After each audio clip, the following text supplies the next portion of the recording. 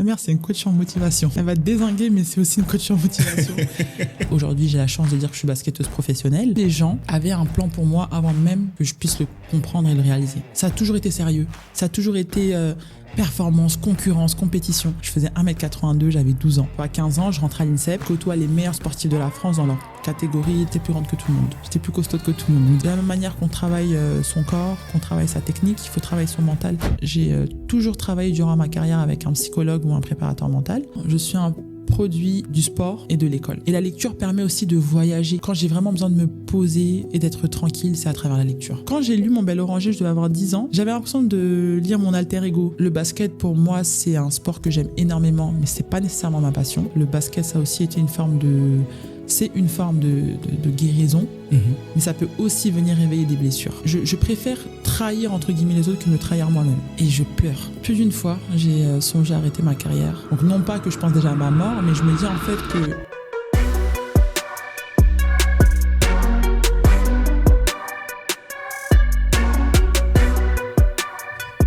Abi, Bâtard. dis-moi qui tu es sans me dire ce que tu fais. Je suis une femme franco-sénégalaise animée par la vie, par ce qu'elle a à nous proposer et surtout animée par les autres. Voilà. Je pense que ça me définit vraiment. Animée par les autres ? Animée par les autres, par les interactions, par l'être humain en fait. Fascinée par la vie, par ce que Dieu a créé et ce qu'il attend de nous. Voilà, le process de la vie m'intéresse. Et ça, tu penses que c'est quelque chose qui s'est construit ou tu penses que c'est quelque chose qui est inné chez toi? Je dirais inné, j'ai l'impression. Okay. Inné parce que depuis toute petite, tu vois, si je remonte dans mon enfance, j'ai toujours été profondément attachée au fait d'être tournée vers les autres. Je pense que c'est dû à ma construction sociale, à mon enfance. Mais j'étais vraiment, tu vois, l'élève en classe qui aimait aider les autres élèves, notamment les plus vulnérables. J'ai toujours aimé me positionner comme défenseur, tu vois, d'une cause, d'une personne. Donc, je pense que c'est limite inné en tout cas. D'accord. Et maintenant, du coup, que fais-tu et surtout, pourquoi le fais-tu? Alors, que fais-tu? Aujourd'hui, du sport principalement. J'ai commencé le sport à l'âge de 4 ans et ça m'a toujours animée. Ça m'a toujours animée aussi parce que j'ai une famille sportive. D'accord. Mon père était un ancien footballeur, semi-professionnel, je dirais. Et ma mère a toujours aimé le sport. Tu vois, à la télé, lors des grandes compétitions, on était tous branchés devant. Athlétisme, patinage, JO. En fait, tout type de sport, tout type de compétition. Tennis beaucoup aussi, donc tu vois, j'ai grandi devant les sœurs Williams, devant ma mère qui criait devant la télé et tout, tu vois. Donc j'ai vraiment ces souvenirs d'une famille branchée sport quand même. Et à l'âge de 4 ans, j'ai eu la chance aussi d'avoir ma mère qui a pensé à m'inscrire à l'école des Petits Béliers à Créteil, donc c'est une école multisport. Et donc entre mes 4 et 9 ans, je crois que j'ai fait les Petits Béliers. Donc tous les trimestres, j'avais un sport différent. Ensuite, j'ai enchaîné avec de l'athlétisme, de la danse hip-hop, du hand à l'UNSS et ensuite le basketball. Donc, j'ai fait vraiment une bonne dizaine de sports dans mon enfance. Et voilà, donc je dirais vraiment aujourd'hui, je suis une sportive, mais pas que. Voilà, c'est aussi l'autre casquette que j'ai, c'est le pas que. Le fait d'avoir toujours poursuivi mes études, le fait d'avoir toujours désiré être connecté à la société, malgré le fait que j'évolue dans un microcosme, à savoir le monde du sport de haut niveau. Et donc ouais, j'ai toujours tenu à être, malgré cette casquette de sportive, à être une femme tournée vers la société, au fait de ce qui s'y passe, tu vois. Parce que quand tu es sportif de haut niveau, tu as quand même tendance à évoluer dans une bulle, protégée de pas mal de choses, de pas mal de réalités. Donc il y a beaucoup de choses que je n'ai pas vécues, par exemple la vie étudiante, mais par contre, j'aime le fait d'être connecté à la société. En tout cas, j'ai aimé ça pendant ma carrière parce que je me suis dit quoi? Je me suis dit que le sport va s'arrêter un jour et j'aimerais pas être à la ramasse. D'accord. Donc, parlons-en d'ailleurs de cette carrière sportive. Raconte-moi un peu comment se déroule ta rencontre avec le basket et fais-nous une sorte de résumé rapide de ta carrière de basketteuse. Alors, ma rencontre avec le basket, j'ai envie de dire qu'elle est vraiment divine parce que moi, j'ai toujours été grande de taille. Tout le monde m'incitait à faire du basket, mais ça m'intéressait pas du tout. Tu vois, derrière chez moi, il y avait un stade de basket, ça m'intéressait pas. Je voyais les gens dribbler, shooter, ça me disait rien, vraiment. Mais en revenant de vacances, lors de l'été 2007, été 2007, j'étais en colonie, j'ai eu une révélation. Tu vois, je me suis dit, cette année, je vais faire du basket. Et à la rentrée, j'ai demandé à ma mère de m'inscrire. Donc, on est parti me chercher une licence. Et je me souviens de ce jour, lorsque je suis arrivée au Palais des Sports de Créteil, tu sais, là où tu as toutes les associations sportives qui ont des stands et voilà, qui prennent les inscriptions. Là, j'arrive et il y a Raphaël, je me souviens qu'il s'appelle Raphaël, qui me voit. Et le gars, il en revient pas. Je faisais 1m82, j'avais 12 ans. Et il s'est dit, mais c'est qui elle, tu vois? Et donc, il commence à crier, je me souviens, il y avait un engouement, tu vois, autour de moi, j'étais assez intimidée. Et donc, c'est comme ça que je commence le basket. Donc, je m'inscris. Tout le monde avait l'air heureux de me voir, en tout cas, ravi dans le club. Mais j'ai fait que 3 jours au club de Créteil. Et 3 jours plus tard, donc, je finis à Orly. Je signe à Orly parce que je signe ça. Je pars à Orly, je suis mutée parce que, en fait, Orly, à cette époque-là, évolue en catégorie supérieure. Ils ont eu tous l'intelligence de se dire, c'est un potentiel. Faut qu'elle évolue d'ores et déjà au meilleur niveau de sa catégorie, tu vois. D'accord. Et donc je passe de départemental à régional en l'espace de 3 jours. Donc ils t'ont laissé filer au risque de perdre un bon élément parce que ils pensaient quelque part que tu méritais mieux que ce club-là. Voilà, c'est ça. Je pense qu'ils se sont dit, écoute, on va pas lui apporter grand-chose. Elle est quand même prédestinée à aller dans le haut niveau vu sa corpulence. En tout cas, il y avait du potentiel visible. Et donc voilà, ils ont eu l'intelligence de m'amener directement vers le club d'Orly. Ok. Comment se passe le suite après avec Orly? Très bien, hein. Je débute le basket. En fait, moi, j'ai joué 1 année en amateur, réellement. D'accord. Cette année-là, 2007-2008, parce qu'en 2008, j'intègre le pôle espoir. Donc, durant 1 année à Orly, j'apprends les bases du basket. J'intègre aussi la sélection départementale, à savoir les meilleures joueuses de ma génération du Val-de-Marne. Donc, on fait des compétitions interdépartementales. Et donc, durant cette année, voilà, j'apprends les bases, les fondements du basket. Et 1 an plus tard, je me retrouve au pôle espoir Île-de-France, à savoir les meilleures joueuses de l'Île-de-France. Et donc là, tu avais toutes les joueuses des différents départements qui se retrouvaient là. On était 12 sur, t'imagines, une bonne centaine de joueuses. Et c'est comme ça que commence ma carrière dans le haut niveau. Ok, à cette époque-là, tu as quel âge? Là, j'ai 13 ans. Là, tu as 13 ans. Ok, et c'est à 13 ans que tu quittes le foyer familial. Raconte-nous ça, parce que quand même, c'est quelque chose de très étonnant, encore plus dans notre culture. Comment une petite fille de 13 ans réussit à convaincre ses parents qu'elle veut quitter le domicile familial pour aller vivre son rêve? D'ailleurs, je ne sais pas comment ça s'est passé. Peut-être que c'est tes parents même qui t'ont poussé à y aller. Sors de la maison. Mais raconte-moi comment s'est passé cet épisode-là. Alors, de souvenirs, tout s'est enchaîné tellement vite. Donc, je te dis, je commence à 12 ans. Je suis au club d'Orly. Je fais les premières compétitions avec la sélection du Val-de-Marne. Il y a des tournois. On se fait repérer. On me convoque pour les tests. Donc là, mes parents sont au fait. Et en fait, je me souviens qu'il y avait une réunion d'information, il me semble. Et donc, mon père y a assisté. Et moi, pendant toute la réunion, j'étais trop excitée. Pour moi, le but, c'était sûr, je rentrais au pôle espoir. Et là, j'avais mon père à côté, je cogitais et tout, tu vois. Mais je savais très bien qu'il était pour, tu vois. Il était pour, parce qu'il avait l'air aussi enthousiaste, tu vois. C'était, je pense que c'était une fierté pour eux, tu vois, de se dire, notre fille, elle a été sélectionnée parmi les meilleures dans un sport. Mes parents sont aussi sportifs, donc ils se disent, c'est une bonne opportunité pour moi, tu vois. Donc, ils m'ont vraiment poussé. J'ai des parents qui m'ont encouragé, tu vois, durant toute ma carrière et jusqu'à aujourd'hui d'ailleurs. Donc non, je pense qu'ils l'ont bien accueilli. Tu vois, j'ai été encouragée dans cette pratique. Mes petits frères ont tous suivi derrière moi. Donc, on a eu de la chance. Ça n'a pas été un frein que je sois une fille d'un background familial sénégalais ou des choses comme ça. Non, pas du tout. Donc tu peux affirmer de façon certaine que tes parents t'ont laissé vivre ton rêve à l'époque, sans pour autant t'imposer tous les dictats de la société, comme quoi il faut aller au bout de ses études, les études c'est plus important. Donc ils t'ont laissé quand même vivre tes rêves. J'ai pas eu ce discours-là de mes parents, en tout cas quand j'ai commencé le sport. Avant ma carrière de basketteuse, j'étais une très bonne étudiante. Donc moi j'ai eu des parents qui m'ont inculquer cette valeur du travail, de l'éducation.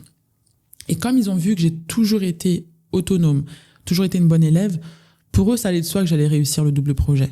C'était pas une question. Tu vois, j'ai jamais eu mes parents qui me disaient il faut travailler, il faut travailler. Ils ont très rapidement compris que j'étais une jeune fille autonome, qui aimait l'école. Et donc, c'était pas un sujet pour eux, tu vois. Et je pense qu'ils avaient aussi réellement confiance dans la structure dans laquelle ils m'avaient laissé aller, parce que le double projet, clairement, était au cœur du projet. Et donc, ouais, ils ont fait confiance au système. Ils m'ont fait confiance, surtout. Et ils ont eu raison. D'ailleurs, comment penses-tu que tu as réussi à gagner la confiance de tes parents? Déjà, j'aimerais savoir quelle est la taille de ta fratrie, quelle place tu occupes dans cette fratrie. C'est central, ça. Et à quoi ressemblait ta vie avant le basket? À quoi ressemblait ta vie chez tes parents? Alors, je suis l'aînée d'une fratrie de 4 enfants. Tout s'explique. Voilà, ça explique beaucoup de choses. J'ai été responsabilisée très rapidement dans ma famille. Très rapidement, tu vois, mes parents m'ont traité comme une jeune femme très rapidement dans ma vie, donc ça a son lot de positifs et de négatifs entre guillemets, mais en tout cas ce qui est sûr c'est que ça m'a permis vraiment jusqu'à aujourd'hui d'être quelqu'un de particulièrement mature, autonome et responsable. Et ça a été un atout dans ma carrière, c'est un atout dans ma vie du quotidien, donc voilà, ça c'est vraiment le côté positif. Le côté négatif, c'est que très rapidement, comme beaucoup d'aînés se plaignent, t'es trop responsabilisé, tu portes un poids parfois qui n'est pas le tien, t'as pas nécessairement le temps de te développer émotionnellement aussi sur d'autres choses. Intellectuellement, ce que tu es en train intellectuellement, de dire. T'es très évolué, tu vois, mais émotionnellement, t'es un peu en berne et ça te suit longtemps dans ta vie d'adulte, pardon. Donc ça, c'est quand même une réalité, mais bon. Nos parents ont fait de leur mieux, clairement. Donc, il n'y a aucune rancœur, on va dire, par rapport à ça. Donc ça, c'est ma position dans cette famille. Et avant le basket, ma vie, c'était quoi? On n'était que 2 enfants à ce moment-là, donc ma petite sœur et moi. Et ouais, j'étais sa grande sœur, sa deuxième maman. Donc, tu vois, moi, ma sœur et moi, on a 3 ans d'écart, mais... ma mère, nos parents nous ont inculqué le truc de ouais, Abby, c'est ta deuxième mère, tu vois, si demain on disparaît, c'est elle qui prendra soin de toi, quoi. Donc moi j'ai grandi avec cette responsabilité aussi, et donc j'ai le souvenir d'une fille qui aimait bien aller à l'école, qui faisait du sport, et voilà, qui prenait soin de sa petite sœur. C'était une vie un peu banale, tu vois, vraiment banale, mais tout a changé quand j'ai commencé le basket. Et en plus la même année, il y a mon petit frère qui est né. Et donc, il y a vraiment eu un avant et après, tu vois, mes 12 ans. Un nouveau frère qui arrive dans la fratrie, on n'était que 2 pendant 12 ans, en tout cas pour moi. Une carrière de basketteuse qui se profile. Donc, ça a changé, ouais. Une nouvelle vie. Dans une de tes interventions, je t'ai entendu dire que quand tu as commencé le basket, tu ne t'attendais pas à être pro. Raconte-moi un peu ton état d'esprit au moment où tu commences le basket et à quel moment tu as réalisé, à quel moment tu t'es dit, en fait, ça, c'est peut-être ma voie. Alors, comme je le disais tout à l'heure, quand je commence le basket, c'est une énième licence sportive. Parce que pour moi, il n'y a pas une année qui passera sans que je puisse faire un sport. Tu vois, c'est mon ADN. Donc, à l'instar de ma licence d'athlétisme, de tennis, etc., jamais j'imaginais aller déjà au-delà d'1 an. Parce que moi, je changeais toutes les années. Mais surtout, jamais j'aurais imaginé devenir professionnelle. Parce que pour moi, c'était pas un référentiel. J'avais personne dans ma famille qui faisait du sport professionnel. Mes parents n'ont jamais fait de basket. Donc moi, je me dis, écoute, je prends une licence, je vais m'amuser. Et l'année prochaine, on change de sport. Et en fait, tous mes plans ont été contrecarrés. En fait, les gens avaient un plan pour moi avant même que je puisse le comprendre et le réaliser. Tu vois. Et ça a été un peu j'ai envie de dire aujourd'hui, pas le malheur de ma carrière, mais presque. Dans le sens où, j'ai jamais fait de basket plaisir, entre guillemets. Tu vois, ça a toujours été du basket professionnel, du basket de haut niveau. Donc, tu vois, cette part de fun que les basketteurs vont développer dans leur petite catégorie entre 7, 8 ans et 12, 15 ans, moi, je l'ai pas connu. Ça a toujours été sérieux. Ça a toujours été performance, concurrence, compétition. Et donc, moi, le basket, c'est ce rapport-là que j'ai avec ce sport. C'est un sport de haut niveau. C'est pas un sport pour se défouler. C'est pas un sport pour... Et donc, tu vois, les gens qui vont kiffer faire que ça, moi, j'ai pas cet état d'esprit-là parce que j'ai pas connu ça.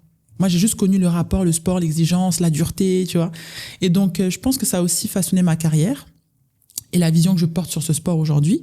Donc, du coup, oui, je ne pensais pas devenir professionnelle. Ça, c'est un choix qui m'a été limite imposé, que je ne regrette absolument pas. Je suis très contente de l'être devenue, de mener une carrière à ce niveau-là, parce que c'est quand même un privilège.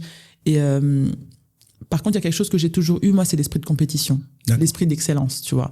Donc, quand je m'engage dans un domaine, en l'occurrence le sport, pour moi, il n'y a pas d'autre issue que de ne pas devenir professionnel. Quand je le comprends, du moins. Tu vois, à 15 ans, je rentre à l'INSEP, je côtoie les meilleurs sportifs de la France dans leur catégorie, dans leur sport respectifs. Là, pour moi, il y a plus de choix. Tu vois, je me dis, écoute, je vois des matchs d'équipe de France, je vois des matchs de première division. Pour moi, il faut que je joue à ce niveau-là, tu vois. Donc, Dieu merci, ça se réalise. Et aujourd'hui, j'ai la chance de dire que je suis basketteuse professionnelle. Mais c'est vrai que c'était pas le plan de départ. Moi, au départ, c'était juste prendre une énième licence et kiffer ma life. Et qu'est-ce que tu as le plus aimé dans ta carrière de basket? Bon, elle est encore en cours, hein, jusqu'à elle est en suspens, je précise. Oui. Mais ce que j'ai le plus aimé dans ma carrière aujourd'hui, je pense que c'est la notion de dépassement de soi, tu vois. Je me suis révélée à moi-même durant cette carrière. Et je peux dire que je suis particulièrement fière de moi parce que Dieu seul sait que ce n'est pas facile de mener une carrière au haut niveau. On a l'impression sur les réseaux sociaux que c'est une partie de pur plaisir, mais c'est pas le cas. C'est énormément de sacrifices, c'est énormément de remise en question, c'est très, très exigeant. C'est un monde qui est assez rude quand même, tu vois.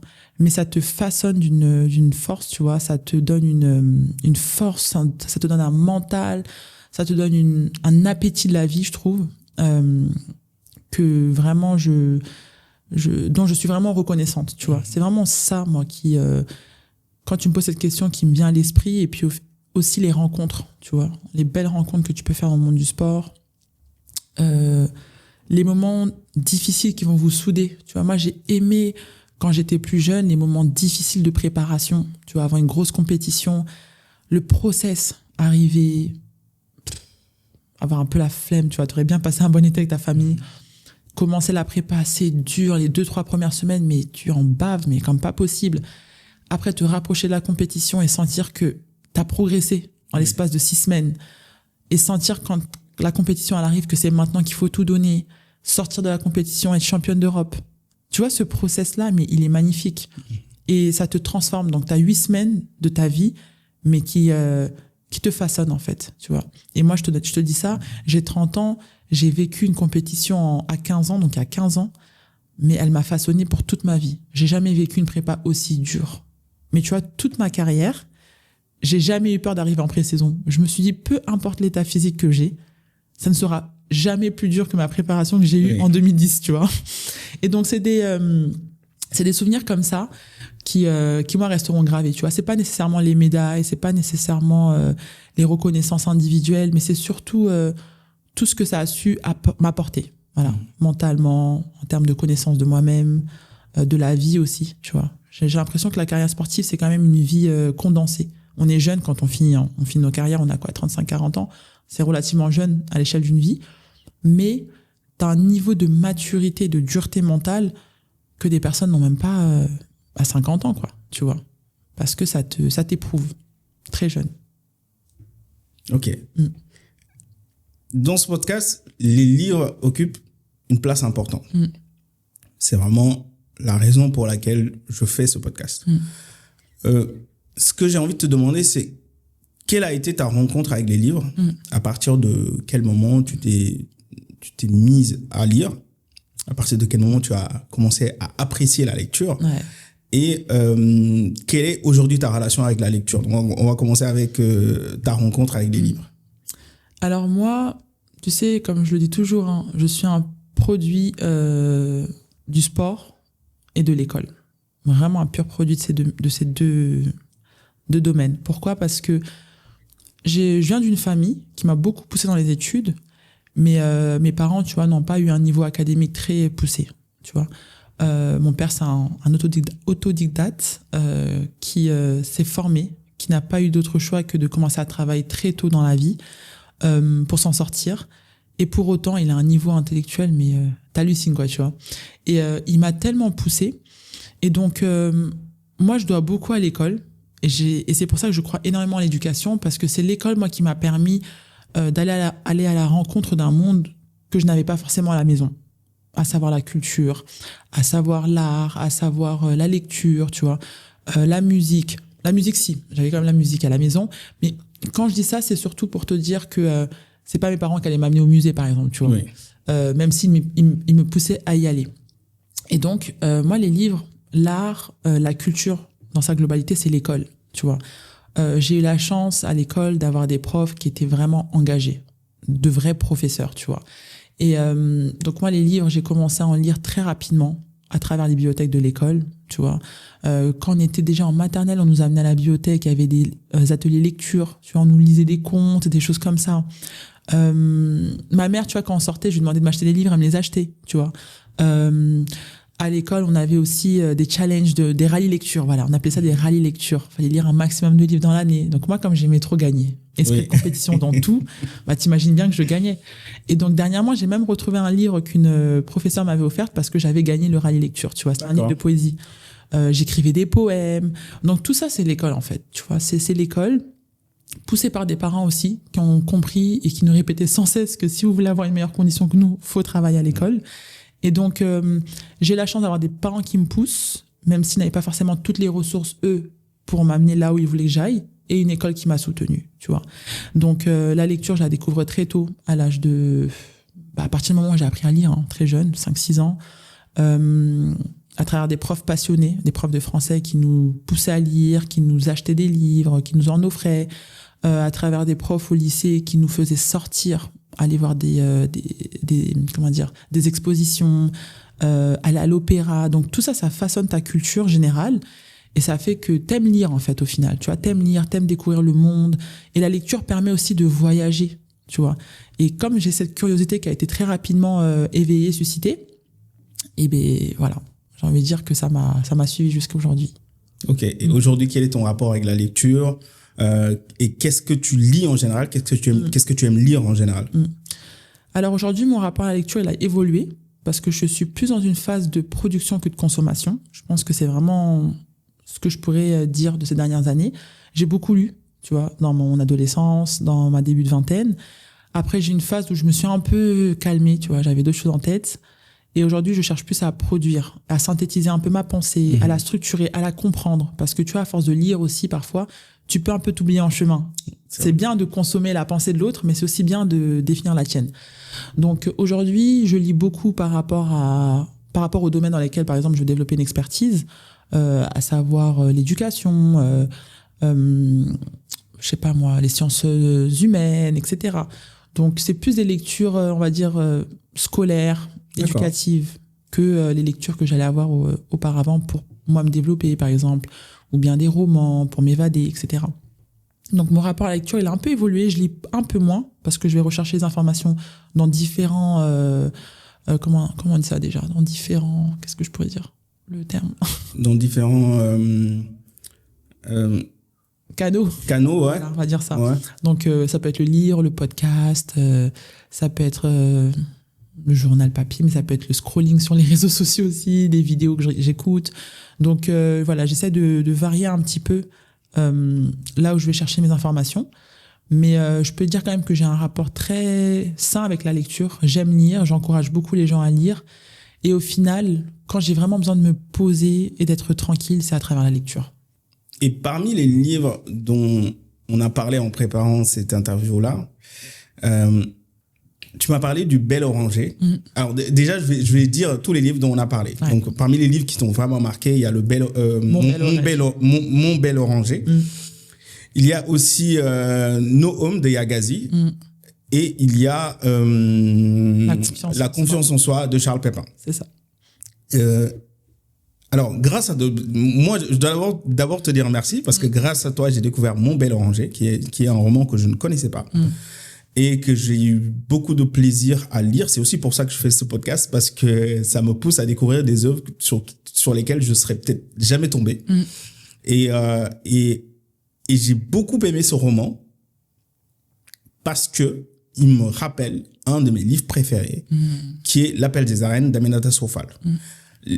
Les deux personnages ont énormément de similitudes. D'abord, c'est deux romans dans lesquels le narrateur est un enfant. Et un enfant pas comme les autres. Donc, si on prend l'histoire de Zézé, c'est un enfant qui vit dans une famille très pauvre. Son père est particulièrement pauvre. Et au Brésil, ça se passe au Brésil. Je ne l'ai pas dit, mais ça se passe au Brésil. Ouais. Et l'enfant a une particularité, c'est qu'il fait beaucoup de bêtises. C'est que c'est un enfant vraiment turbulent. D'ailleurs, lui-même le reconnaît, lui-même le dit que il est habité par le diable quelque part. Et cet enfant, pourquoi ça s'appelle Mon Bel Oranger? Parce que l'enfant a un oranger à qui il parle. Donc, il parle à l'oranger, c'est une sorte, c'est sa voix intérieure. Donc, il parle à l'oranger souvent. Et un jour, il tisse des liens d'amitié avec un adulte qui s'appelle Portugal. Donc, lui, il l'appelle Portugal. La question que j'ai envie de te poser, c'est que est-ce que toi, dans ton enfance, tu avais l'équivalent d'un bel oranger? Est-ce que toi, dans ton enfance, tu avais un refuge? Tu avais quelque chose qui te permettait de mettre en... finalement, de confronter tes idées, de mettre en place tes pensées, finalement, d'avoir une sorte d'introspection avec toi-même? En fait, en t'écoutant résumer le livre, je me suis souvenu pourquoi je l'avais beaucoup aimé, en fait. C'est parce que je me voyais beaucoup en Zézé, le jeune personnage. Il y avait beaucoup de similitudes entre sa vie et la mienne. Tu vois, j'étais une enfant, comme lui, je pense, différente, tu vois. J'avais un monde intérieur super fort. J'étais aussi très mature pour mon âge, très rapidement. Et je me sentais un peu en décalage, mais à bien des égards. Hein. J'étais plus grande que tout le monde. J'étais plus costaude que tout le monde. Donc déjà, quand tu me voyais avec les autres enfants, tu avais l'impression que j'avais déjà 5 ans de plus qu'eux. Et moi, j'ai intériorisé, je pense, cette réalité-là. Il y avait aussi le fait que je sois traitée par mes parents comme une jeune adulte, une jeune adolescente, quelque part. Et donc, je me sentais vraiment en décalage. Donc, différente des autres enfants. Et moi, mon refuge, c'était cet enfant intérieur, je pense. Tu vois, je me parlais beaucoup à moi-même. D'accord. Tu vois, ma mère même me surprenait souvent à parler seule. Elle me dit, mais toi, ça va pas. Je me parlais. En fait, j'avais un monde intérieur. Je vivais, bien sûr, une vie sociale, hein, normale. Mais j'avais un monde intérieur, mais il se passait beaucoup de choses. Hein. J'étais beaucoup dans mes pensées. Je réfléchissais beaucoup. Tu vois, j'aimais bien lire. J'aimais bien faire des films, rêver, écrire. C'était ça, moi, je pense, mon refuge, tu vois. Parce que vraiment, j'avais hâte de devenir adulte. Tu vois, j'ai été ce genre d'enfant qui avait hâte de devenir adulte parce que je sais pas, je me sentais pas à ma place. Tu sais, quand t'es enfant, t'es vachement limité. Tu vois, t'es vachement limité et j'avais tellement beaucoup de rêves, beaucoup de choses que j'avais envie de faire que je me disais, oh là là, je suis pas à ma place là. Là, j'arrive pas à faire ce que je veux. Je suis encore trop jeune, je suis encore trop si. Tu vois, je rêvais d'avoir mon permis, par exemple. C'était un rêve. Et parfois, je conduis, je me dis, waouh, je conduis. Ça a tellement été un rêve. Et donc, ouais, j'avais cette envie-là d'être un adulte parce que la place de l'enfant, pour moi, elle était trop limitée. Et je pense que c'est vraiment pour ça aujourd'hui que j'ai une passion pour les enfants. Parce que je sais à quel point ça peut ne pas être facile. Tu vois, quand t'as un enfant, que ta voix, elle porte pas forcément, que tu veux faire des choses, mais que t'es un peu limité. Et tu vois, dans notre culture quand même sénégalaise, l'enfant, on a quand même tendance, hein, même si j'ai grandi en France, à lui donner une place qui n'est pas, à mon goût, hein, pas suffisamment forte. D'accord. T'es un enfant, faut pas trop parler, faut pas trop dire ce que tu penses. T'es qu'un enfant. On te le rappelle souvent. T'es un enfant. Et donc moi, même si mon père me laissait la liberté de beaucoup parler, moi, ma mère, elle avait tendance à me dire, Abi, calme-toi, t'es un enfant. Tu vois, moi, quand il y avait des invités qui venaient à la maison, moi, j'étais l'enfant qui allait se poser sur le canapé entre les tantes et qui veut écouter, et qui veut parler. Et on me renvoyait constamment dans la chambre. C'était une source de frustration parce que tu sentais réellement que t'étais qu'un enfant. Et pour moi, qui avait vraiment cette conscience de soi et surtout cette maturité, c'était un peu frustrant, tu vois. Donc, je me reconnais beaucoup en Zézé, dans le fait qu'il avait cet enfant intérieur fort, que lui aussi se racontait beaucoup de choses, qu'il avait beaucoup de rêves. Tu sentais qu'il était quand même animé par un feu, quoi, tu vois. Et moi, ça me parlait beaucoup. Donc, quand j'ai lu Mon Bel Oranger, je devais avoir 10 ans, j'avais l'impression de lire mon alter ego, mon ami, tu vois. Et le fait qu'il retrouve en cette personne adulte une figure, moi, je sais aussi que j'aimais bien être entourée de personnes plus âgées et j'aimais bien toujours trouver une figure en dehors de mes parents, adulte, forte, sur laquelle aussi m'appuyer, avec qui me confier, tu vois. J'aimais bien, tu vois. Donc, j'étais souvent la jeune fille qui traînait avec les animateurs à l'école, qui aimait bien rester avec eux, qui aimait bien toujours se faire un ami un peu plus vieux. Je comprends. Alors, pourquoi ce livre-là a été particulièrement intéressant pour toi. Ouais. Et d'ailleurs, ce que j'ai oublié de dire tout à l'heure, c'est que effectivement, tu l'as rappelé, Zézé est quelqu'un de très précoce. Et aussi, parce qu'il fait des bêtises, il est souvent corrigé. Donc, il est vraiment victime de violence de la part de ses parents, de la part de ses frères et sœurs. Et ça développe en lui un caractère, un très mauvais caractère pour lui. Donc, un enfant qui a un sale caractère, dès qu'il sort dans la rue, il est tout le temps en train de faire des bêtises. Il est reconnu comme un enfant qui fait tout le temps des bêtises par tous ses voisins. Et jusqu'au jour où il rencontre le fameux Portugal. Et ce qui est intéressant dans cette relation-là, c'est que quelque part, Portugal lui a appris la douceur. C'est vraiment avec cette rencontre-là qui devient un peu plus sociable, qui devient un peu plus aimable, qui comprend un peu plus le monde des adultes. Et pareil, c'est quelqu'un qui aime beaucoup parler avec les adultes parce que il est très précoce. Donc, comme il est précoce, il a rien à faire avec les enfants. Et du coup, la question que j'ai, c'est est-ce que toi aussi, tu as eu à un moment donné dans ta vie un Portugal? Que ce soit quelqu'un qui t'a appris la douceur ou quelqu'un qui a tout simplement été un mentor pour toi. Oui, je pense, vraiment, je pense. Je le cite dans toutes mes interviews quasiment, c'est Francis Crespin. D'accord. C'est un de mes tout premiers coachs de basket. Et vraiment, c'était une figure de douceur, tu vois, une figure... Parce que tu vois, on a nos parents et... comment dire ? C'est nos parents, tu vois, on les prend un peu pour acquis, c'est bon, c'est nos parents, on les voit tous les jours et tout. Et puis surtout, eux, ils ont le rôle de l'autorité. Donc, et à juste titre. Mais parfois, tu vois, t'as besoin d'avoir une autre figure qui vient un peu contrebalancer, mais qui est adulte aussi. Et donc, moi, j'ai beaucoup retrouvé ces figures-là auprès de mes professeurs aussi. Tu vois, mes professeurs d'école. Il y avait des professeurs avec qui j'avais une affection particulière. Mais en tout cas, je sais que Francis, moi, je me souviens quand je l'ai rencontré, tu vois, il avait l'âge de mon père à peu près. Mais du coup, lui, c'était pas vraiment la figure d'autorité. Lui, c'était plutôt un papa poule, très doux, très voilà. Et donc, ça venait apporter un peu cette figure d'autorité, mais côté douceur, un peu plus. Même si mes parents n'ont pas été des tyrans, je tiens à préciser. Mais vous voyez ce que je veux dire. Et donc, du coup, il y a eu lui, entre autres. J'en ai eu d'autres, mais le premier mentor vraiment qui a compté, c'est Francis.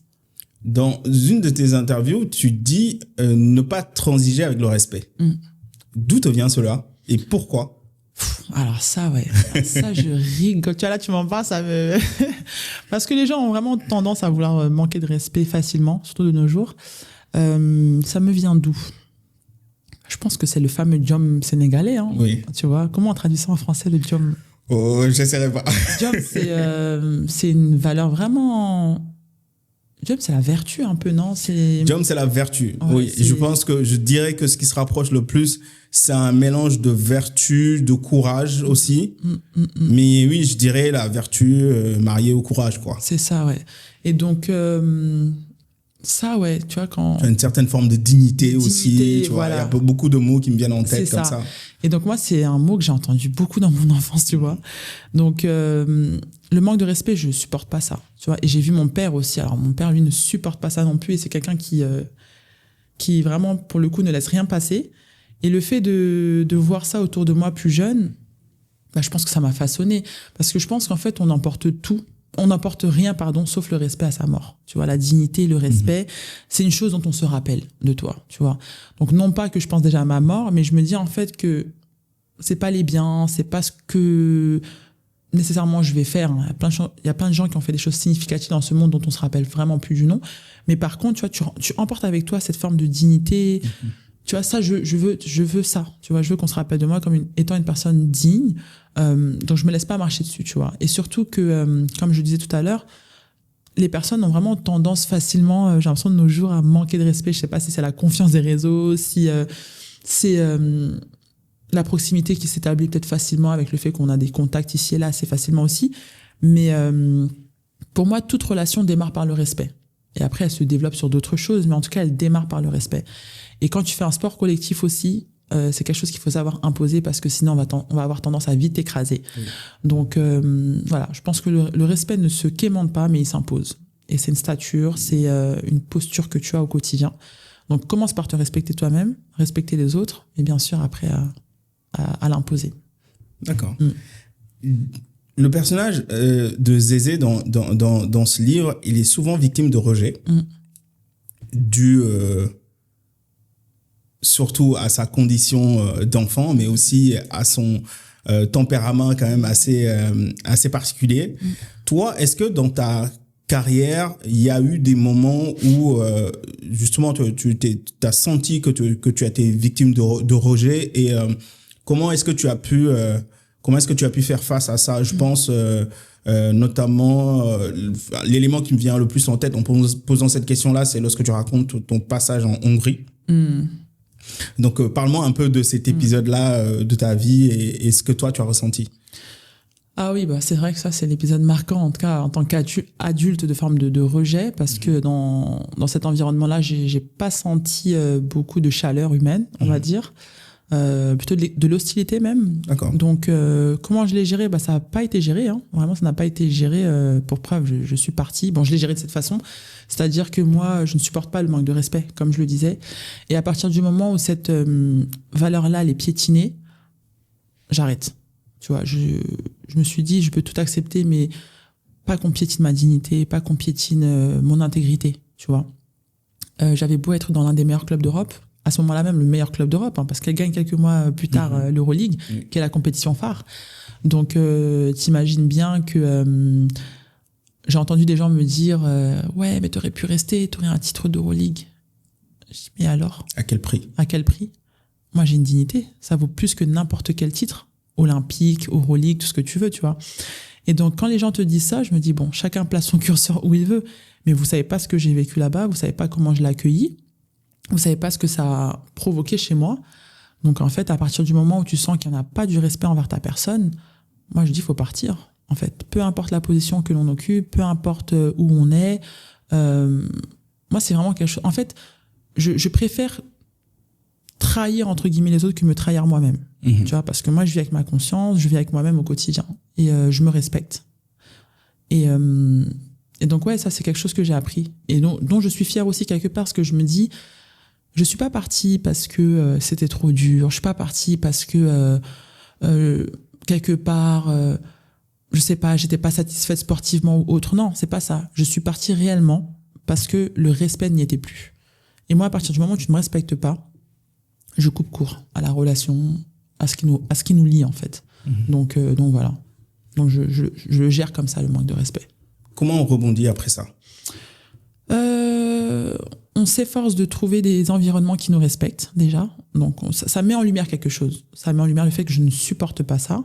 Ça met en lumière aussi que ce n'est pas quelque chose que tu trouveras facilement partout. Et donc, il faut s'assurer que tu le trouves, en fait, là où tu évolues. Moi, après cette expérience-là, je me suis dit, je vais prêter davantage attention aux environnements dans lesquels je vais évoluer. Je ne peux plus accepter d'aller partout sous prétexte qu'il y a plus d'argent, qu'il y ait plus de reconnaissance ou autre. Ça, non. Moi, l'argent, ça ne m'achète pas. Le statut ne m'achète pas. Je me respecte trop, tu vois. Donc, du coup, après ça, j'ai vraiment appris à me dire, OK, j'irai dans tel club, dans tel endroit, parce que j'estime et je sens que je suis respectée. Si c'est pas le cas, au revoir. Tu vois, j'ai aucun problème. Moi, si tu regardes ma carrière, j'ai beaucoup bougé. J'ai pas eu de problème lié au respect auparavant, ni même après.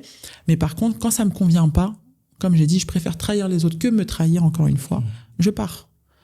Je nuance trahir les autres. Je ne cherche pas à trahir les autres. Oui. Mais quelque part par là, c'est que si je dois choisir et que c'est à mon détriment, je ne le choisis pas. Et je préfère partir. Parce que je me dis, c'est pas les opportunités, c'est pas les clubs, c'est pas les environnements qui manquent. Et ça, c'est vraiment applicable à tous les domaines de la vie. Voilà, il faut apprendre aussi parfois à se choisir. D'accord. Et du coup, pour finir sur Mon Bel Orangé, on peut dire de façon assez confortable que le personnage de Zézé a vécu une enfance blessée. Est-ce que, la question que j'ai envie de te poser là-dessus, c'est est-ce que tu penses que on peut guérir d'une enfance blessée ou est-ce que c'est quelque chose qu'on doit juste apprendre à porter avec soi? Un peu des deux. Je pense qu'il faut faire ce travail. On a tous des blessures intérieures liées à l'enfance, liées à des événements de nos vies.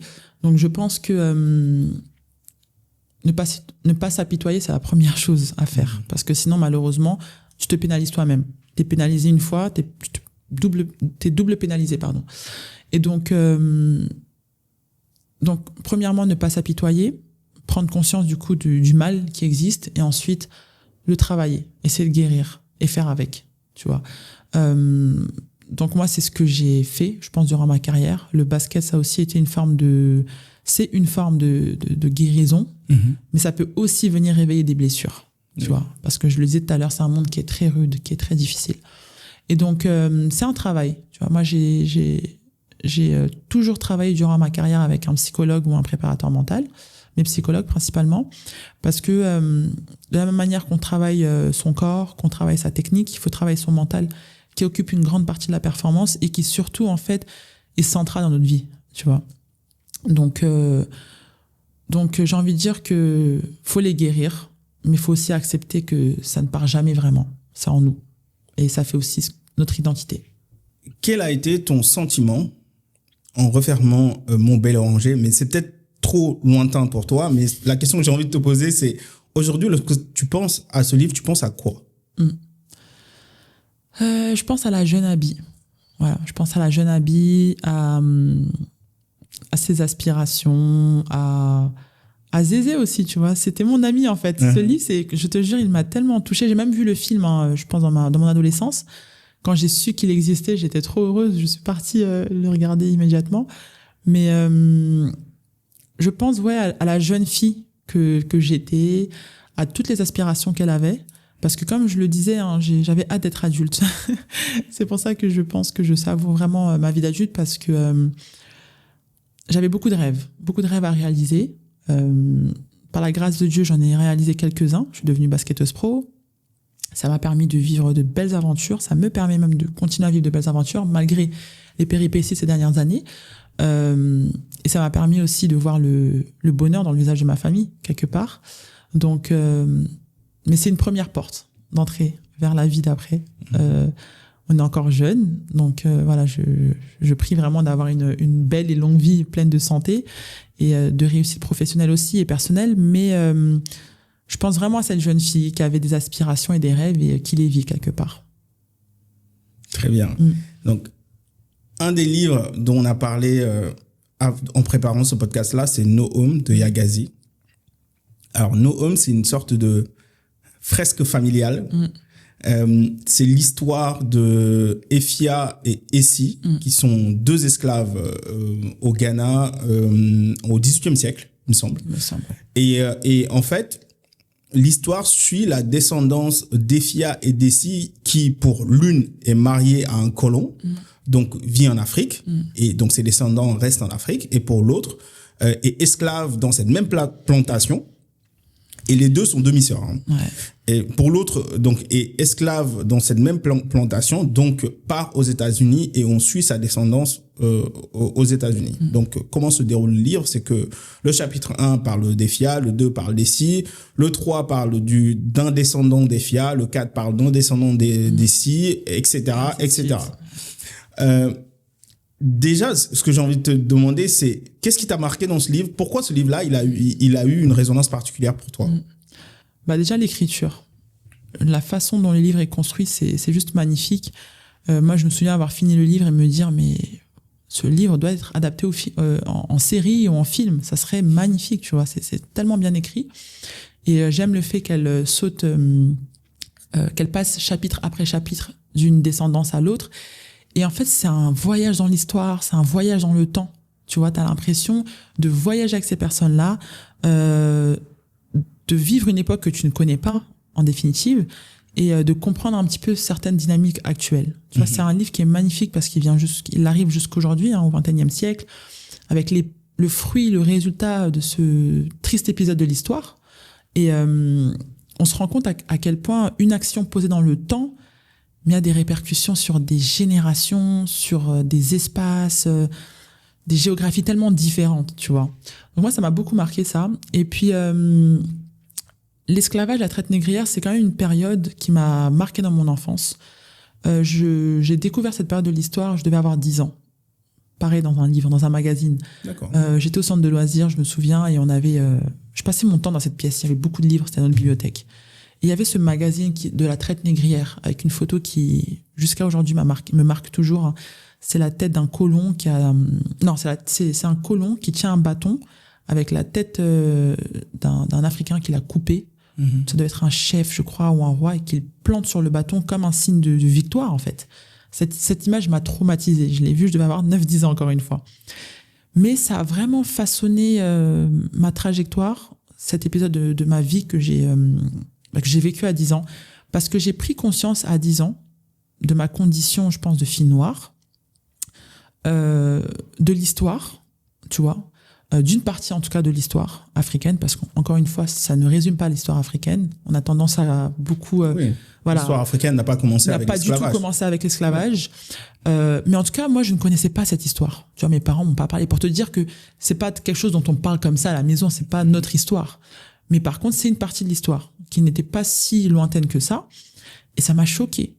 Et ça a nourri en moi, je pense, une forme de révolte, de colère, de conscience noire, quelque part. Et pourquoi je te dis ça? C'était quoi déjà la question initiale, pardon? La question, c'était juste pourquoi ce livre-là t'a marqué. Voilà, pourquoi il m'a marqué. Et donc, du coup, quand je découvre ce livre, No Home, j'ai pas tant lu que ça sur l'esclavage durant ma vie. Mm-hmm. Et donc, je reviens dans mes souvenirs d'enfance et ça crée chez moi une forme de... pas d'étonnement, mais de choc. Tu vois, je me dis, waouh, c'est quand même ça, en fait, l'histoire. C'est quand même ça... une partie de l'histoire de l'Afrique, c'est quand même ça qui a été vécu sur le territoire africain. Et c'est pas anodin, tu vois. Aujourd'hui, on a une population afro dans différents pays du monde à cause de cette histoire-là, de l'esclavage, au Brésil, aux États-Unis, dans les Caraïbes, etc., etc. Et donc, je trouvais intéressant, en fait, à travers un roman, de comprendre un petit peu l'histoire de l'esclavage et les conséquences, en fait, aujourd'hui. Et en fait, ce qui est assez fort et assez déroutant dans ce livre, c'est que c'est un événement historique, donc qu'est l'esclavage, et elle l'aborde sous forme de roman. C'est-à-dire que le livre ne se veut même pas comme un livre d'histoire qui va expliquer comment s'est passé l'esclavage, mais c'est juste un roman c'est vraiment pourquoi j'ai utilisé le terme de fresque familiale. Ouais. C'est vraiment une fresque familiale où il te raconte en fait la relation entre le personnage et son enfant, et puis le chapitre suivant, c'est cet enfant-là qui a grandi, qui à son tour a des enfants, et le chapitre d'après, à chaque fois, faut sauter un chapitre, bien sûr. Et ça, d'ailleurs, c'est quelque chose, moi, qui m'a un peu dérouté au début. Je sais pas si pour toi, c'était pareil, parce qu'en fait, le chapitre 1, du coup, c'est la lignée d'Efia, le chapitre 2, c'est la lignée d'Essie. En fait, à chaque fois, tu sautes, tu passes d'une lignée à une autre. Faut rester concentré. Donc, en fait, et tu sais, je me suis dit que la deuxième fois que je vais lire ce livre, en fait, je vais sauter un chapitre à chaque fois. Ah, tu vas lire que lignée. Exactement. Et ensuite l'autre lignée. Exactement, parce qu'en fait, moi, j'ai eu beaucoup de mal, à un moment donné, à me concentrer, à me dire, mais c'est ça aussi qui fait la beauté de ce livre-là. Ouais. C'est que j'ai eu beaucoup de mal à un moment donné à me concentrer, à me dire, bon, est-ce que on est toujours sur la lignée des Africains ou est-ce qu'on est sur la lignée des Américains? Ouais. Parce qu'en fait, et du coup, ça te permet aussi de comprendre que, en fait, les traumatismes sont similaires, qu'il y a des choses qui résonnent dans une lignée et dans l'autre. Clairement. Non, c'est... moi, justement, j'ai beaucoup aimé cette particularité du livre. Ça te force à rester vraiment très concentré. Et surtout, ça te permet de voir, en fait, comment, encore une fois, un acte posé dans un espace-temps peut avoir des répercussions, mais sur des générations.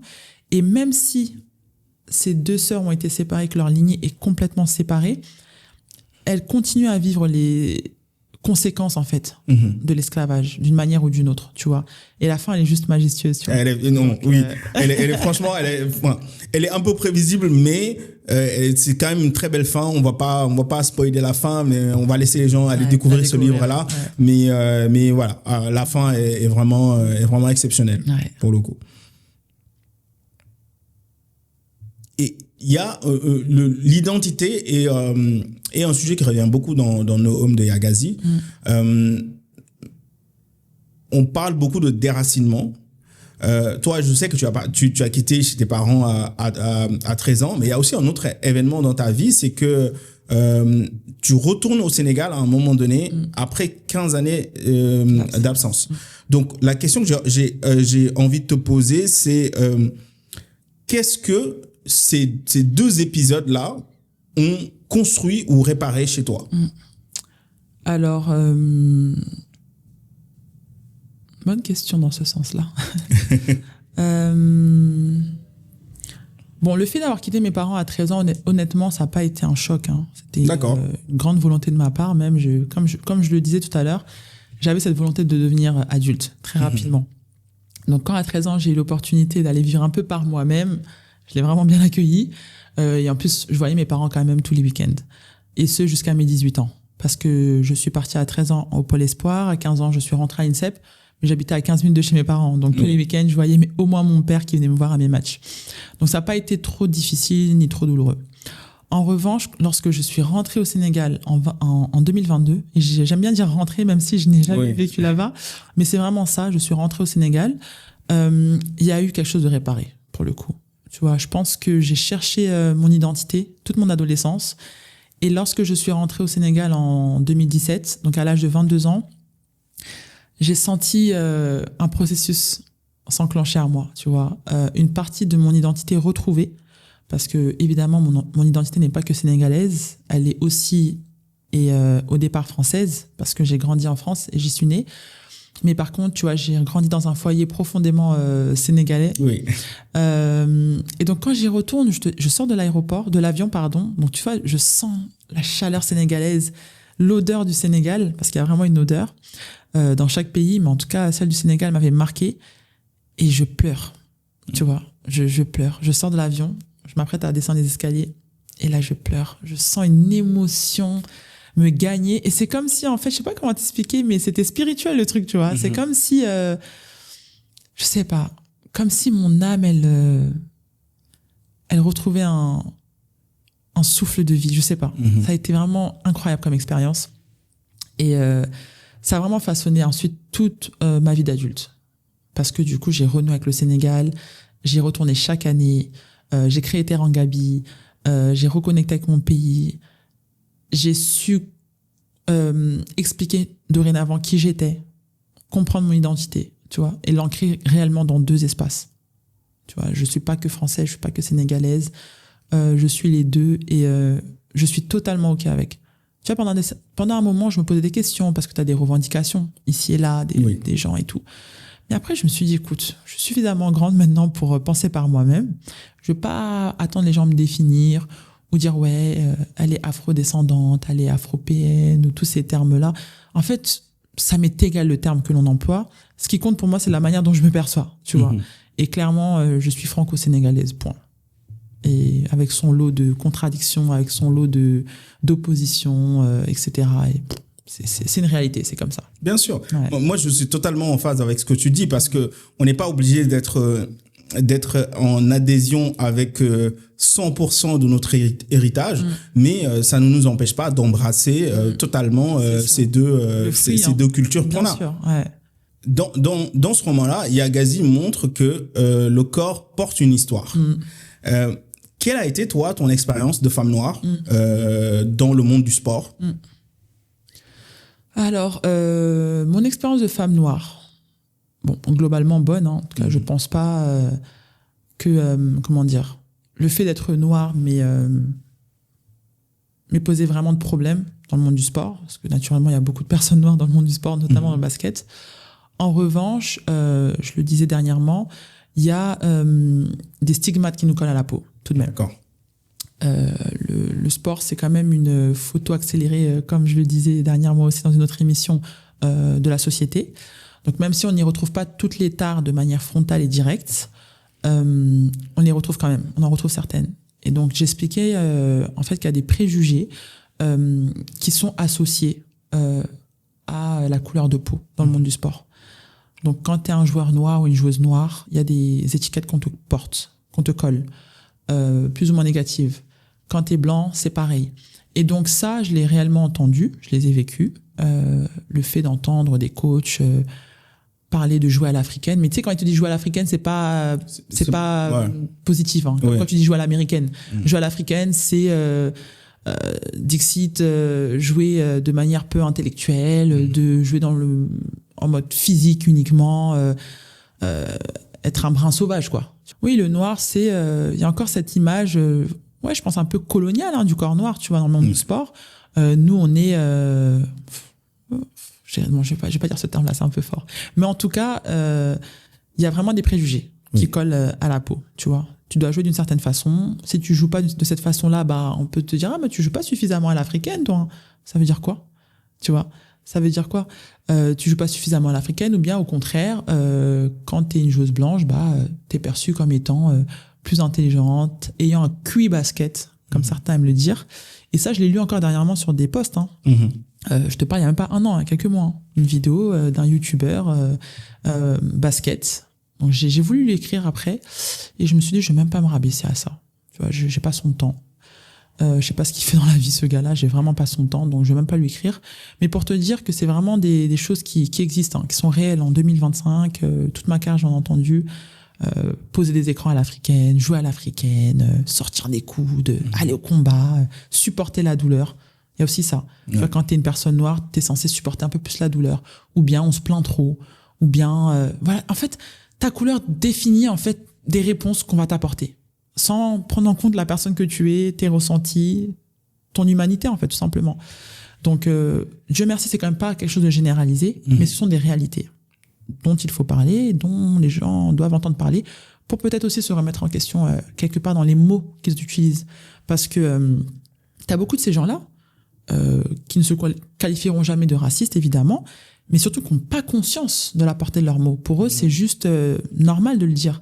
Mais ils ne se rendent pas compte du mal qu'ils font et surtout de leur croyance erronée, en fait. C'est totalement faux, tu vois. C'est pas parce que tu es noir que tu dois jouer de cette façon et c'est pas parce que tu es blanc que tu joues de manière plus intelligente. C'est faux. Et donc ça, faut le déconstruire. Dans No Home, toujours, il y a la notion de transmission est quelque chose qui revient souvent dans le livre. Tout de suite, j'ai pensé à Terangabi lorsque j'ai repensé à cette partie-là du livre. Est-ce que tu peux nous parler de Terangabi et nous dire comment ce projet t'est venu et quelle a été ton intention avec ce projet-là? Alors ce projet, il est né en 2017, après ce fameux retour au Sénégal, parce que bon, tout n'a pas été beau et rose, hein. On va pas essentialiser le voyage, ni le fantasmer, mais ce que j'ai ressenti sur place, donc hormis la reconnexion et tous ces côtés positifs, c'est qu'il y avait un réel sujet autour de la couleur de peau. Tu vois, la couleur de peau au Sénégal, c'est quelque chose qui n'est pas anodin. Il y a un vrai culte de la clarté, il y a des vrais problèmes de colorisme. Et moi, quand j'y suis allée au Sénégal, je l'ai vécu, hein, tout simplement. J'ai des gens qui m'ont fait comprendre que j'étais trop noire. L'histoire de ma vie. Voilà, trop nulle, ils comprenaient pas que je vienne de France, que je sois basketteuse pro, donc forcément que j'ai un statut social et que je sois encore noire avec les cheveux crépus. C'était une anomalie. Ouais. J'ai dit, écoutez, vous allez composer avec et en plus de ça, je vais en faire une cause, tu vois. Et donc, au retour du Sénégal, je pense le projet Terangabi, donc qui allie sport et éducation. Et je me dis, en fait, moi, ce que j'ai vécu plus jeune, parce que je l'ai aussi vécu en France, hein, le colorisme, j'imagine que les jeunes filles au Sénégal le vivent aussi, et même de manière exacerbée. Parce que là, pour le coup, la couleur de peau est un enjeu qui peut définir même ta trajectoire de vie au Sénégal, on va pas se mentir. Et donc, je me dis, comment je peux venir apporter une solution? Tu vois, j'ai pas la prétention de dire que à ce moment-là, je vais changer les choses, mais je me dis, quelle solution je peux apporter face à ce problème? Et c'est là que naît le premier camp Terangabi. Donc, c'est un camp de basket de 3 jours, 100% féminin, éducatif, qui rassemble 40 jeunes filles à Thiès et qui leur permet donc le matin de s'entraîner, le soir d'avoir un match de basket et entre les deux, d'avoir une classe de sensibilisation. Donc, les 2 premières années, on a fait sur un format 3 jours. On faisait venir une psy, dermato et sage-femme pour sensibiliser donc sur la confiance en soi, la dépigmentation de la peau et les violences sexuelles et l'éducation sexuelle. Donc, on a réitéré ça sur la 2e année. Et la 3e année, on est passé sur un format un peu plus long, d'1 an, dans lequel, sur le même format type, les filles venaient une fois par mois cette fois-ci. D'accord. Et donc, on est passé de Thiès à Louga. On est passé de 3 jours à 1 an. Et on a développé une trame, un fil conducteur autour de la confiance en soi et de l'estime de soi pour développer un programme de formation. Et là, cette année, pour la 4e édition au Sénégal, on a étoffé notre programme. Donc, on a créé carrément notre programme en interne sur donc tous ces enjeux-là, mais sur un programme beaucoup plus fourni, un programme qui peut aller en fait d'une journée à 3 ans et qui accompagne les jeunes filles 2 fois par mois. Donc là, on est passé de 40 à 90 filles à peu près qu'on accompagne à Louga. Donc un public sportif, non sportif, scolarisé, non scolarisé. On s'adapte à tout ce melting pot et on essaie d'accompagner les jeunes filles au mieux pour leur permettre de mieux se connaître, de savoir déceler leurs compétences, appétences et ensuite de pouvoir les utiliser dans la vie. Donc le but final, c'est que chacune d'entre elles ressorte avec un plan de vie clair, un programme professionnel pour démarrer leur jeune vie d'adulte. Parce qu'on accompagne les jeunes filles de 15 à 20 ans. D'accord. Donc voilà. Ok, et quelle est ton ambition ultime avec ce projet? Elle n'est pas tout à fait définie. Je pense que là, je suis dans un tournant un peu, dans lequel je prends le temps de bien réfléchir. Déjà, on va terminer ce projet avec les filles à Louga. Il a commencé il y a 8 semaines à peu près. Il nous reste encore quelques mois. Prendre le temps d'évaluer ce projet, d'évaluer son impact réel, et ensuite d'en créer un modèle. Et de ce modèle-là, ensuite, être en mesure de le dupliquer, d'être en mesure d'impacter un maximum de jeunes filles, parce que c'est une problématique qui touche en réalité des millions de filles, la question de la confiance en soi et l'estime de soi. Donc voilà, ça c'est l'ambition, c'est d'impacter le maximum de jeunes filles à travers ce programme, mais au-delà des chiffres, vraiment de viser juste pour être sûr de réellement impacter la société. D'accord.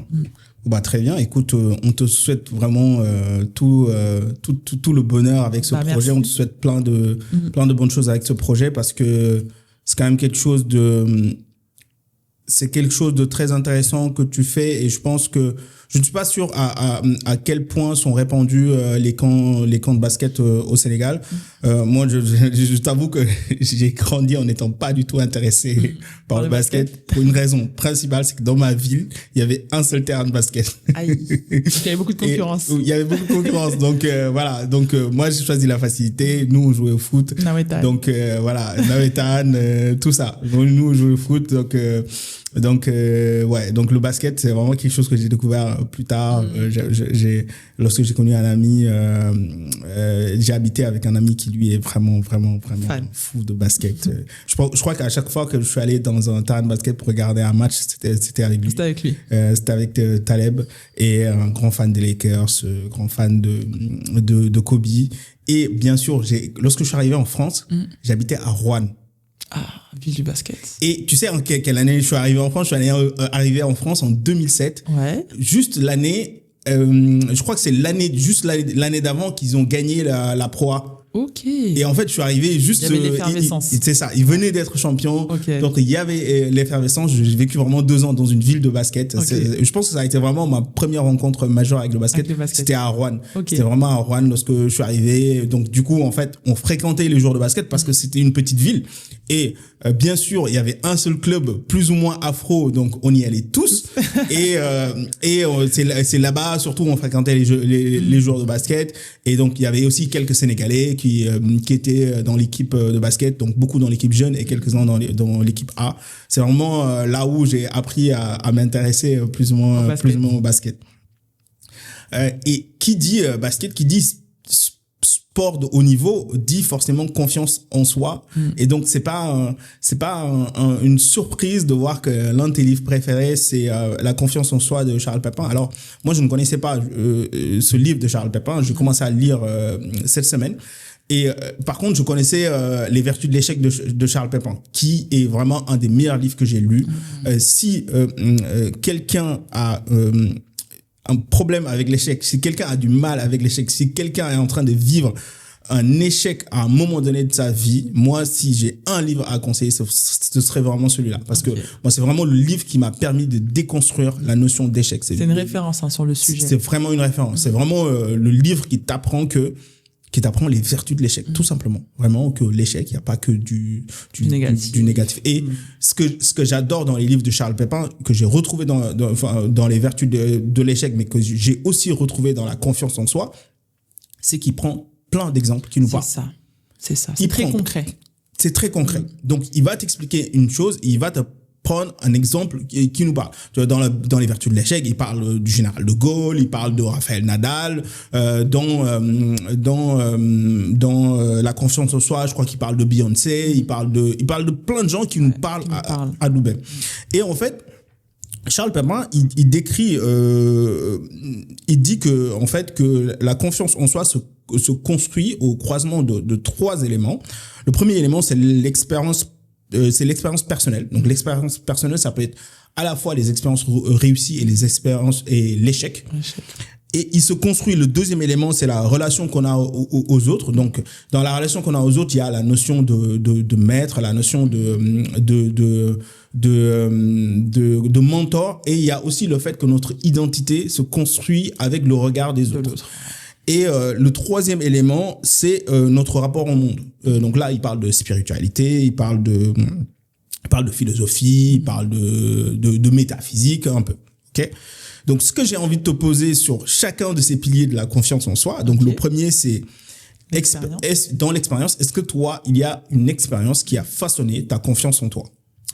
Alors clairement, je vais prendre juste ma carrière en fait. La carrière, en fait, c'est quoi? C'est la somme des entraînements, la somme des matchs. C'est ça qui crée ta carrière professionnelle, tu vois. Et donc, moi, quand j'ai commencé ma carrière, j'avais pas beaucoup de confiance en moi. Tu vois, j'étais quelqu'un qui stressait beaucoup, qui se remettait énormément en question. Tu vois, on est sous le feu des projecteurs, très jeune, donc faut la gérer, cette pression. Mais en fait, je me suis rendu compte d'une chose, et surtout en travaillant avec mon psy, il m'a fait comprendre que le temps, en fait, c'est le temps qui permet de réparer, c'est le temps qui permet de guérir, c'est le temps qui permet de façonner. Et ça, comment moi je l'ai reçu et compris, c'est qu'en fait, à force de m'entraîner, à force de jouer, à force de réussir ou d'échouer, eh ben, c'est tout ça qui va créer donc mon expérience et qui va faire en sorte que je sois davantage sûr, davantage en confiance, tu vois. Donc, la Abby de 30 ans, la Abby de 20 ans, c'est clairement pas la même. Mais pourquoi ? Parce qu'elle s'est entraînée des milliers d'heures, parce qu'elle a fait des centaines et des centaines de matchs, parce qu'elle a accumulé de l'expérience. Et c'est cette expérience finale qui me permet, à 30 ans, d'avoir bien plus confiance en moi qu'en mon début de carrière. Et donc, du coup, de ne même pas avoir le même regard sur ma pratique. Donc, tu vois, ça, c'est clairement l'exemple que je peux donner. D'accord. Et dans le deuxième pilier du regard, de la relation avec les autres, mais vu qu'on a un peu parlé tout à l'heure, peut-être que je devine ce que sera ta réponse, mais ma question, c'est qui a cru en toi avant que toi-même tu crois en toi? Ma mère, je pense. T'allais peut-être pas dire ça. Non, je pensais pas à ça, mais vas-y, développe, c'est intéressant. Ma mère, du coup, parce que ma mère, c'est une coach en motivation. Ah oui. Elle va te dézinguer, mais c'est aussi une coach en motivation. Tu vois, moi, j'ai le souvenir de ma mère quand j'étais plus jeune. Mais vraiment, tu sais, elle va te prendre une parole et te la répéter, te la répéter. Faut croire en toi, t'es la meilleure. Quand tu rentres sur le terrain, il y a personne qui va te battre. T'es la plus forte, t'es la plus grande. Elle te bassine ça. Donc, ma mère, c'est une coach en motivation qui ne se sait pas.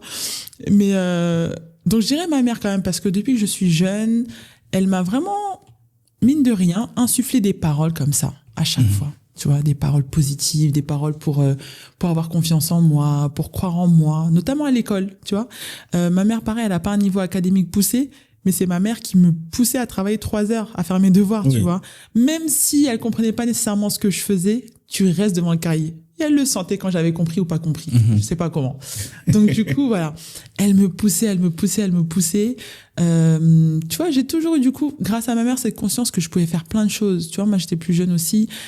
En fait, le double projet, je l'ai pas découvert avec le basket. C'était déjà avant, tu vois. J'étais conseillère municipale, j'étais déléguée, j'étais sportive, j'étais étudiante, j'étais la fille de mes parents, j'étais la grande sœur. Donc j'étais une multicasquette, j'étais là, je me gérais, j'arrivais, tac tac, petit sac, je pose, je prends un autre sac, je repars. Et ça, c'est parce que ma mère aussi, elle m'a inculqué ça. Elle m'a fait comprendre que je pouvais le faire. Il n'y avait pas de limite. Il n'y avait pas de « Oh, tu dois être fatiguée, Abby, aujourd'hui. » Non, vas-y, enchaîne, fais ce que tu as à faire, tu vois. Et ça, déjà, dès 8, 9, 10 ans. Donc, franchement, je dirais ma mère, mine de rien, tu vois. Ok. Ouais. Et du coup, sur le troisième pilier de la confiance en soi, quel rôle joue la spiritualité pour toi dans ta confiance en toi? Centrale. Je suis une fervente croyante. Tu vois, j'ai une foi en Dieu incroyable. Et depuis que je suis jeune. Tu vois, c'est le pilier de ma vie. Ma vie tourne autour de Dieu et de ma foi. Tu vois. Donc, aujourd'hui même, j'ai un rapport qui est différent à la notion de confiance en soi. J'ai pas un rapport classique occidental comme on l'entend aujourd'hui. J'ai un rapport très spirituel dans le sens où c'est même pas une question d'avoir confiance en moi, mais c'est une question d'avoir confiance en Dieu. Et parce que j'ai confiance en Dieu, j'ai par extension confiance en moi. Tu vois? Parce que ce que Dieu me donne, c'est ce qui est prévu pour moi, c'est ce qui est bon pour moi. Et ce que je n'ai pas, c'est que ce n'était pas pour moi. Et c'est pas juste de l'attentisme. Hein. C'est pas je suis là, j'attends que les choses se passent. Non, je fais tout ce que j'ai à faire parce qu'on dit aide-toi et le ciel t'aidera. Mais ensuite, une fois que moi j'ai fait ma part, j'ai tellement confiance en Dieu que je sais que ce qui m'arrivera, c'est ce qui était prévu. Bonne comme mauvaise expérience, tu vois. Parce que c'est la fin d'une chose qui importe plus que son commencement. Donc, moi, c'est comme ça que je vis ma vie aujourd'hui. Vraiment avec une foi totale en Dieu. Je dis pas que c'est facile. Je suis pas du tout au bout de ce chemin. J'y serai le jour de ma mort. Mais en tout cas, j'ai confiance en moi parce que avant tout, j'ai confiance en Dieu. Ça, c'est vraiment ma philosophie de vie aujourd'hui. Ok. L'échec est quelque chose dont Charles Pépin parle beaucoup aussi dans ce livre-là. Et une fois, j'ai trouvé ça très intéressant quand je t'ai écouté dire que tu es dans un sport où tu échoues beaucoup plus que tu réussis, parce que tu rates plus de paniers que tu en mets. Donc, ce que j'ai envie de te demander, c'est qu'est-ce que l'échec t'a appris, toi, que la victoire n'aurait jamais pu t'apprendre? La résilience, la force de rebondir, la force d'aller, de se relever à chaque fois. Hein. Vraiment, l'image de tomber 7 fois, de se relever 8 fois, l'image de d'être en mesure de faire une saison complètement pourrie et la saison d'après de briller, de gagner, l'image de revenir d'une grosse blessure, de croire que tout est fini et finalement de pouvoir revenir au plus haut niveau, ça c'est l'échec, tu vois, c'est l'échec. Et en fait, en fonction de la personne, tu vois le verre à moitié plein ou à moitié vide. Moi, j'ai choisi de voir à moitié plein. Et souvent, on est entouré de personnes qui le voient d'ailleurs à moitié vide. Et quand tu les écoutes, tu penses que ce que tu fais n'est pas assez bien, n'est pas suffisamment, parce qu'eux en fait projettent juste leur frustration sur toi en général. Mais ça c'est une aparté, mais il faut faire attention à ça. Mais en tout cas, l'échec, ça m'a appris à vraiment me dire que je suis bien plus forte que je ne le pense. Et c'est valable pour chaque être humain. Je pense que les êtres humains, on est bien plus forts qu'on ne le pense. Mais ça, on ne sait qu'une fois qu'on est face au mur. On ne peut pas le savoir dans la réussite. Quand tout est facile, tu ne peux pas te connaître. C'est pas possible. D'ailleurs, tout de suite, tu parlais de la blessure. La blessure, c'est quelque chose qui a été un sujet dans ta carrière à un moment donné. Il me semble que tu as été arrêté pendant quelque chose comme 18 mois. C'est ça. Et parle-moi de cette période-là. Est-ce que dans l'épisode juste avant cet épisode-là, on parlait de légendes personnelles. On a parlé de l'alchimiste avec Raki. On parlait de légendes personnelles. Et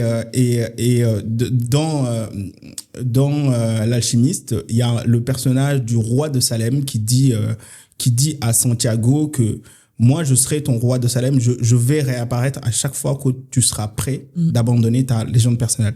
Donc, ce que j'ai envie de te poser comme question, c'est est-ce que pendant cette période de 18 mois d'arrêt à cause de blessures, est-ce que tu as été proche d'abandonner ta légende personnelle et qu'est-ce qui a été ton roi de Salem? Qu'est-ce qui a été l'élément qui t'a permis de tenir et de te dire que voilà, c'est une difficulté, mais comme le dit Ryan Holiday dans son livre, c'est un obstacle, mais l'obstacle est le chemin. Plus d'une fois, j'ai songé à arrêter ma carrière. Je pensais vraiment pas reprendre, mais j'avais diverses motivations. Mais je ne pensais pas reprendre parce que je voyais pas le bout du tunnel. Les journées se ressemblaient. Je me levais le matin, j'allais chez le kiné, je rentrais. Le temps passe. Tu penses reprendre, tu te refais opérer.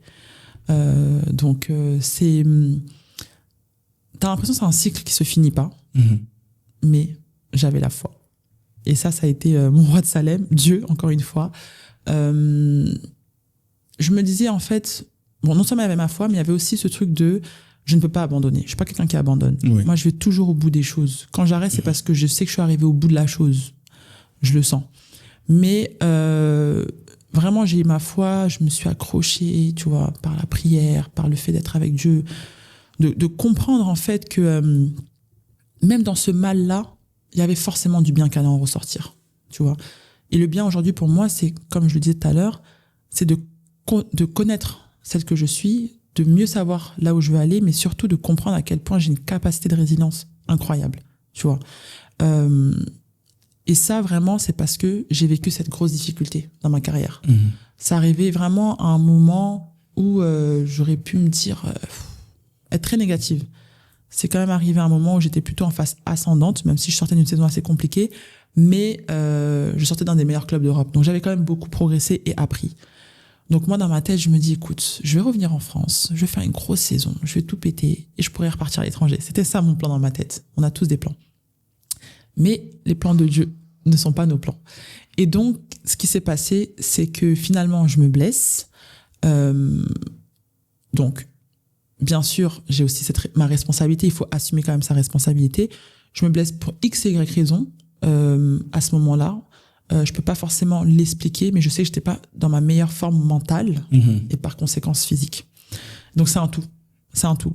Mais encore une fois, moi, je vois pas plus loin que le bout de mon nez. Il y a une finalité à tout ça, tu vois, qui appartient à Dieu. Et donc, moi, je m'accroche à ça pour me dire, écoute, Abby, tu t'es blessée. Prouve-toi que tu peux revenir. C'est pas facile de revenir de 18 mois d'arrêt, surtout, c'est pas comme si j'avais 15 ans, tu vois. Donc, je me dis, bon, on va s'accrocher, on va y arriver, fais-le pour toi au moins. À ce moment-là, je m'en foutais des gens. Parce que quand t'es blessé, ton téléphone ne sonne plus, les gens ils s'en foutent de toi, tu deviens une nobody, entre guillemets. Et donc, à ce moment-là, je remets vraiment en question ma place de basketteuse, je remets en question la place que je donne au basket dans ma vie. Parce que je me rends compte à quel point c'est éphémère. Je le savais, mais quand tu le vis réellement, tu te dis, waouh, on est vraiment que des pions en fait. On est vraiment que des pions. Donc, mon rapport au basket a changé durant cette période. Mon rapport à l'autre a changé aussi. J'accorde beaucoup moins d'importance au regard de l'autre maintenant. Parce que j'ai conscience à quel point chacun vit sa vie à la fin de la journée, tu vois. Donc, je me suis dit, je vais revenir pour moi. Avant toute chose, c'est pour moi. Et aller au bout de la mission que j'avais, à savoir devenir basketteuse professionnelle. C'était ça mon objectif, ni plus ni moins. S'il y a plus, tant mieux.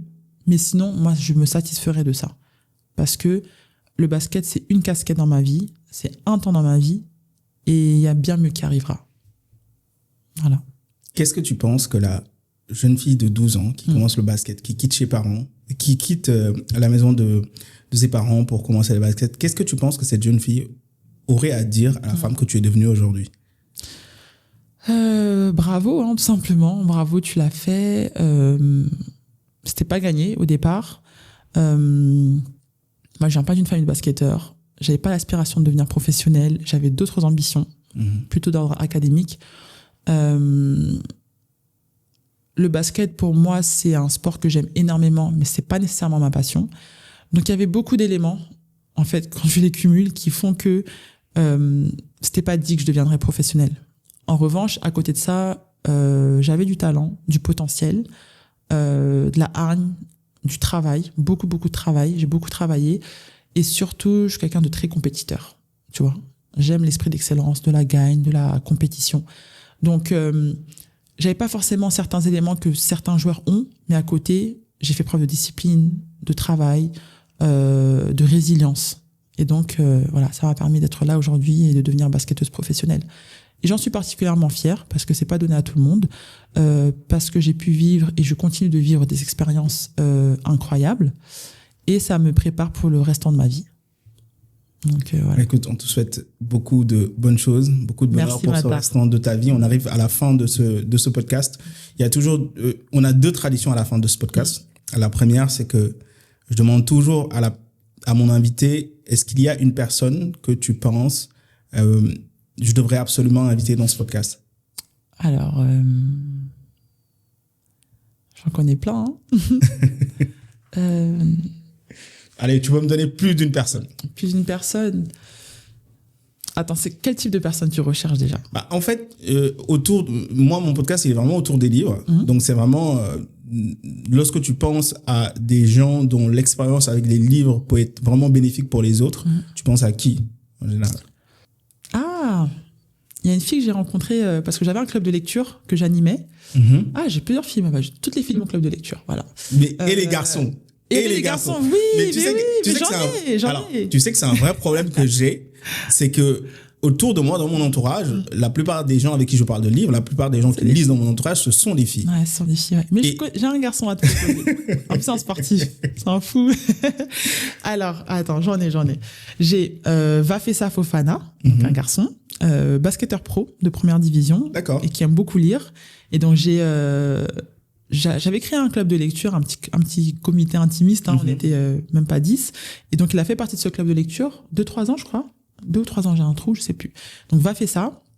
Viviane Adjutor, une basketteuse aussi, qui est psychologue d'ailleurs. Parcours super intéressant. Super intéressant. Viviane Adjutor. Et Djalika.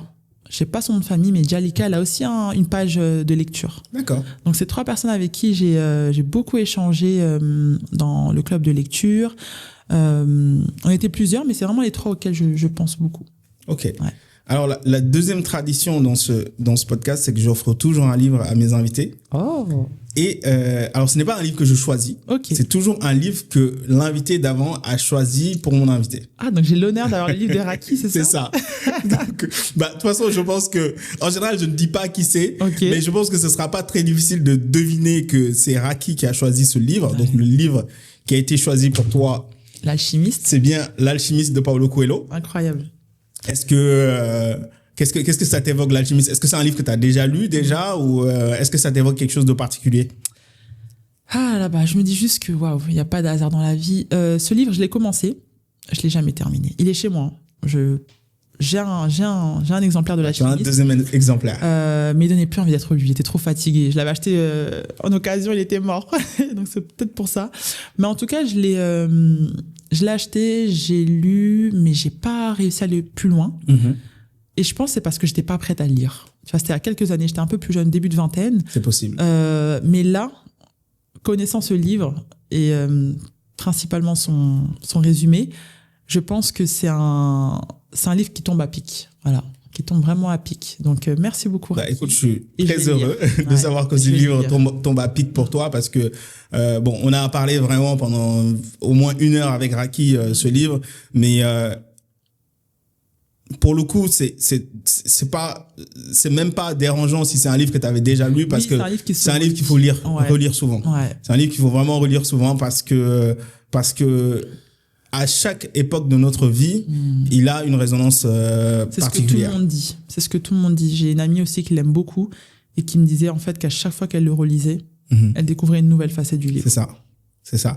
Donc, écoute, merci Abi d'être venu dans ce podcast. J'ai beaucoup apprécié discuter avec la Abi de 12 ans. J'ai beaucoup appris sur le monde du sport, enfin des athlètes de haut niveau. Et j'ai adoré faire ce voyage-là à travers les aventures, les bêtises du petit Zézé, ou voyager à travers entre générations, à travers le livre No Home de Yagazi, et surtout parler de la confiance en soi qui est un sujet qui est davantage important, qui est d'autant plus important dans notre époque aujourd'hui. Donc, merci d'avoir partagé tes lectures, merci d'avoir partagé ton rapport à la lecture, merci d'avoir partagé ton cheminement avec nous. Et on te souhaite beaucoup de bonnes choses pour la suite. Merci beaucoup, Matar, de m'avoir invité. J'ai adoré cette conversation et j'espère qu'elle plaira aussi à tes auditeurs. Et bonne continuation. Je n'ai pas de doute. Merci.